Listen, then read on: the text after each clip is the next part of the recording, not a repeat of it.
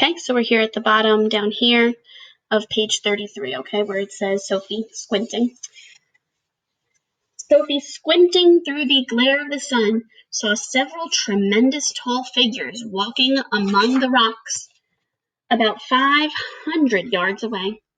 3 or 4 others were sitting quite motionless on the rock themselves. This is giant country, the BFG said. Those is all giants, everyone. It was a brain-boggling sight. The giants were all naked, except for the sort of short skirt around their waists, and their skins were burnt by the sun. But it was the sheer size of each one of them that boggled Sophie's brain most of all. They were simply colossal, far taller and wider than the big friendly giant upon whose hand she was now sitting. And oh, how ugly they were! Many of them had large bellies. All of them had long arms and big feet.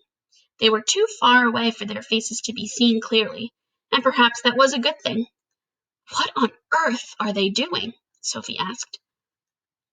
Nothing, said the BFG. They is just mooching and fooching around waiting for the night to come. Then they will all be galloping off to places where people is living to find their suppers. You mean to Turkey? Sophie said. Bone-crunching giant will be galloping off to Turkey, of course, said the BFG. But the others will be whiffling off to all sorts of flung-away places like Wellington for the booty flavor and Panama for the Haiti taste. Every giant is having its own favorite hunting ground. Do they ever go to England? Sophie asked. Often, said the BFG. They say English is tasted ever so wonderfully of cropped scallop. I'm not sure I quite know what that means, Sophie said. Meanings is not important, said the BFG. I cannot be right all the time. Quite often, I is left instead of right. So when he says that he's left, he actually means that he's incorrect. So instead of being right, he says he's left. Very silly of him. And are all those beastly giants over there really going off again tonight to eat people? Sophie asked. All of them is guzzling human beings every night, the BFG answered. All of them except me. That is why you will be coming to an ucky-mucky end if any of them should ever be getting his gogglers upon you. You will be swallowed up like a piece of frumkin pie, all in one dollop.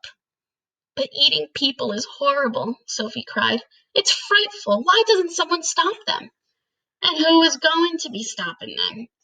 Asked the BFG. Couldn't you? Said Sophie.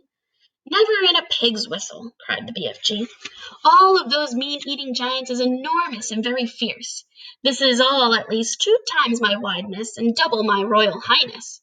Twice as high as you, cried Sophie. Easily that, said the BFG.